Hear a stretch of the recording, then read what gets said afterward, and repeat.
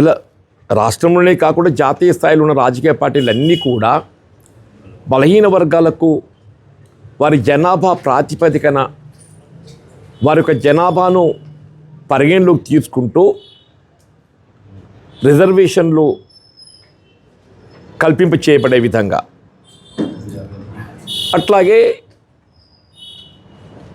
వారికి స్వయం ఉపాధి కులవృత్తులు ప్రోత్సహింప చేయటానికి బడ్జెట్ నిధుల కేటాయింపుకు సంబంధించి కూడా ప్రాధాన్యత ఇవ్వాలని చెప్పని భావించటం, దానికి అనుగుణంగా తెలంగాణ రాష్ట్రం ఏదైతుందో ఇలా స్థానిక సంస్థల ఎన్నికల్లో 42% రిజర్వేషన్ కల్పింప చేయబడటానికి, అట్లా విద్యా ఉద్యోగాలలో కూడా 42% రిజర్వేషన్ కల్పింప చేయబడటానికి ఏదైతే డెడికేటెడ్ కమిషన్ ద్వారా రాష్ట్ర స్థాయిలో వీళ్ళ సామాజిక వెనుకబాటుతానికి గురవుతున్నటువంటి ఒక వారి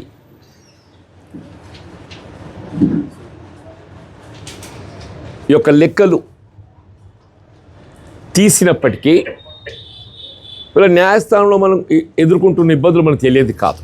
వీళ్ళ న్యాయస్థానం ఏదైతుందో all reservation put together shall not exceed 50% అని ఉండడంతో దాన్ని రిలాక్స్ చేయడం కేంద్ర ప్రభుత్వ పరిధిలోని అంశం కాబట్టి ఏదైతుందో వీళ్ళ న్యాయస్థానంలో కొంత మనం ఇబ్బందులు ఎదుర్కొంటున్నాం. అంటే తెలంగాణ రాష్ట్రానికి పరిమితమైన అంశం కాకుండా జాతీయ స్థాయిలో కూడా వీళ్ళ కేంద్రంలో అధికారంలో ఉన్నటువంటి ఎన్డీఏ ప్రభుత్వం, వీళ్ళ భారత ప్రధాని నరేంద్ర మోడీ గారు కూడా ఏదైతున్నదో ఇప్పుడు చేపట్టబోయేటువంటి ఒక జనగణనలో కులగణన కూడా చేర్చి జాతీయ స్థాయిలో దేశంలో ఇప్పుడు అందులో ఏమున్నది బాబు అంటే ఎస్సీ ఎస్టీ మాత్రము గుర్తింప చేయబడే విధంగా ఉన్నది. ఎస్సీ ఎస్టీ తదుపరి ఇతరులోనే ఉన్నది. ఆ ఇతరుల స్థానే ఎవరిది ఏ కులము ఏ మతము, మీరు హౌస్ హోల్డ్ సర్వే చేస్తున్నామే, మనం హౌస్ హోల్డ్ సర్వే చేస్తున్నప్పుడు ఏదైతుందో we can identify and make out each family వాళ్ళ religion, caste, economical status, living standard ఇవన్నీ కూడా మనం నమోదు చేసే అవకాశం ఉన్నది.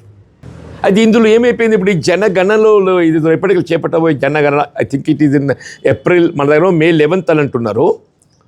నేను వాళ్ళ చూసా చీఫ్ సెక్రటరీ గారి స్టేట్మెంట్ May 11th అని గమనించాను sir. May are normally April 1st అని చెప్పని జాతీయ స్థాయిలో నేను గమనించింది, టిల్ ఎండ్ ఆఫ్ డిసెంబర్ అని చెప్పాను.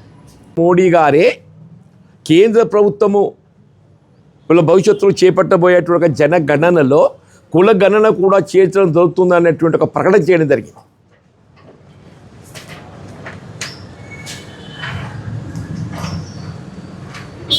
దానికి అనుగుణంగా యూనియన్ క్యాబినెట్ కూడా నిర్ణయం తీసుకున్నది.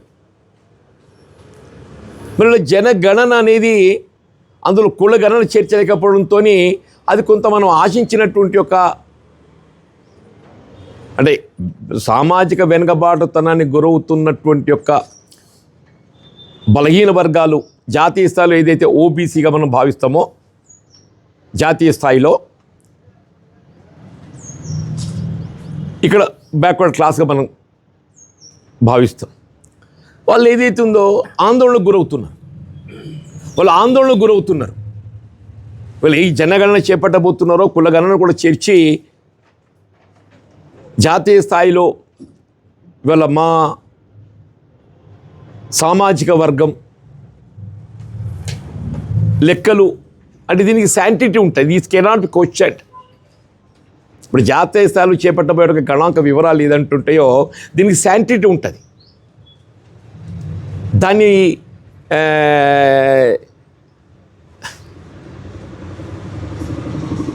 దాన్ని రేపు కోర్టులో దాన్ని చర్చకు వచ్చినా ఈ లెక్కలను ఏదైతే ఉందో కాదనలేము. ఇప్పుడు ఇంతవరకు ఏదైతే ఉందో మనం ఏ మేరకు ఏ లెక్కలు పెడుతున్నా కానీ ఏదైతే ఉందో మన దగ్గర డెడికేటెడ్ కమిషన్ లెక్కలు తీసింది. తెలంగాణ రాష్ట్రంలో డెడికేటెడ్ కమిషన్ లెక్కలు తీసింది. జాతీయ స్థాయిలో ఆ విధమైనటువంటి ఒక వివరాలు ఫ్యాక్చువల్ లేవు. అది వస్తే ఏదైతుందో వీళ్ళకి ఒక రైట్ పొందబోతారు. అది వస్తే ఈ సామాజిక వెనుకబాటుతలకు గురవుతున్నట్టుగా బలహీన వర్గాలు చట్టబద్ధంగా కూడా హక్కులు పొందేటువంటి ఒక అవకాశం ఏర్పడతాయి. ఇప్పుడు వాళ్ళు మనం ఏం మాట్లాడినా కానీ ఏది ఇస్తుందో వాళ్ళు చెప్పే గణాంకాలకు ఆధారపూరితం చూపెట్టాలి.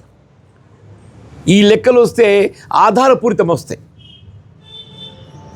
ఇప్పుడు కేంద్ర ప్రభుత్వం ఏది ఇస్తుందో మేము లెక్కలు చేస్తామని చెప్పింది. But somehow they are not going by it. దాన్ని అమలు చేయలేకపోతున్నారు. వాళ్ళ జనగణన ప్రకటన వెలువడ్డది, జనగణన ప్రకటన వెలువడ్డది, ప్రొఫార్మా వెలువడ్డది, అందులో కులగణన చేర్చబడలేదు. నేనేమంటున్నా, మన తెలంగాణ రాష్ట్రానికి సంబంధించి గౌరవ ముఖ్యమంత్రి గారు వీళ్ళు మనవంతు బాధ్యతగా వీళ్ళు ఈ కులగణను జనగణనలో చేర్చబడే విధంగా కేంద్ర ప్రభుత్వంపై ఒత్తిడి తేవటానికి రేపు రాబోయే శాసనసభ సమావేశాలలో దీన్ని తీర్మానం చేసి ఏకగ్రీవంగా, ఇప్పుడు గతంలో కూడా ఏదైతుందో రాష్ట్రంలో రాజకీయ పార్టీలన్నీ కూడా ఈ సామాజిక వెనుకబాటుతనానికి గురవుతున్న బలహీన వర్గాలు కల్పించాల్సిన హక్కులకు సంబంధించి అందరూ కూడా ఏకాభిప్రాయం వ్యక్తం చేశారు. రేపు ఈ జనగణనలో కులగణన చేర్చడానికి సంబంధించి కూడా మన రాష్ట్రంలో ఉన్నటువంటి ఒక రాజకీయ పార్టీలు అన్నీ కూడా మద్దతు తెలుపుతామని చెప్పి భావిస్తాం మనం. వీళ్ళు మీరు రేపు 16th వెళ్ళి సెషన్ ఆరంభమవుతున్నది. ఇవాళ ఫస్ట్ వీక్లో ఏది అవుతుందో, ఎందుకంటే పార్లమెంట్ సమావేశాలు ఆరంభం కాబోతున్నాయి. సెకండ్ ఫేజ్ ఆరంభం కాబోతున్నాయి. మనం తీర్మానం చేసి దీన్ని కేంద్ర ప్రభుత్వాన్ని నివేదిస్తూ, ఇలా గతంలో కేంద్ర ప్రభుత్వం భారత ప్రధాని పేర్కొన్న విధంగా, గౌరవ భారత ప్రధాని నరేంద్ర మోడీ గారు పేర్కొన్న విధంగా ఏదైతుందో జనగణనలో కులగణన కూడా చేర్చి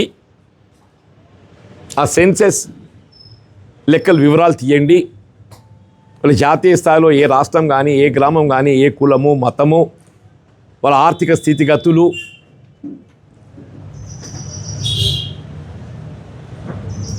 వాళ్ళ జీవన ఆధారం, వాళ్ళ కుల వృత్తులు, ఇవన్నీ కూడా పరిగణలోకి వస్తే రేపు మనం ఏ రాష్ట్రమే కానీ జాతీయ స్థాయిలో కానీ, ఇటు రాష్ట్రాలే కానీ జాతీయ స్థాయిలో కానీ ఈ లెక్కలకు అనుగుణంగా ఏదైతుందో రేపు ఈ సామాజిక వెనుకబడడానికి గురవుతున్నటువంటి ఒక వర్గాలు they can insist for their rights. సామాజిక వెనుకబాటుతనానికి గురవుతున్నట్టు ఒక వర్గాలు ఏదైతుందో they can insist for their rights. నేను ఒకవైపు ఏదైతుందో వీళ్ళ కేంద్రంలో అధికారంలో ఉన్నటువంటి ఎన్డీఏ అంటే మన భారతీయ జనతా పార్టీ. నేను భారతీయ జనతా పార్టీ నాయకులు బండి సంజయ్ గారికే కానీ, అరవింద్ గారికి, మన దగ్గర కేంద్ర హోంశాఖ సహాయ మంత్రి బండి సంజయ్ గారు ఈ ప్రాంతంకి వెళ్ళి ఉన్నారు. అరవింద్ గారు ఏదైతుందో మన ప్రాంతానికి ప్రాతినిధ్యం వహిస్తుండ్రు. మీరు కూడా చొరవ తీసుకొని ఏదైతున్నదో ఈ జనగణనలో కులగణన చేర్చడానికి మీరు చర్యలు చేపట్టే విధంగా, అట్లాగే తెలంగాణ రాష్ట్రం ఏదైతుందో మన వంతు బాధ్యతగా గౌరవ ముఖ్యమంత్రి గారు ఏదైతుందో దీని శాసనసభలో తీర్మానం ఆమోదింపచేసి, సో దట్ ఇది కేంద్ర ప్రభుత్వంపై ఒత్తిడి పెంచడానికి ఉపయోగపడుతుంది.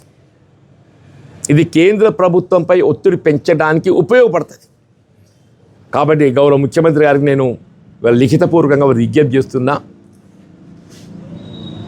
రేపు శాసనసభ సమావేశాల ఆరంభంలోనే రేపు గవర్నర్ గారి ప్రసంగం ఉంటుంది.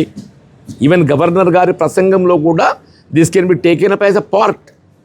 గవర్నర్ గారి ప్రసంగంలో కూడా తీర్మానం ఆమోదింపచేసి కేంద్ర ప్రభుత్వం నివేదించాలని చెప్పని నేను విజ్ఞప్తి చేస్తున్నా.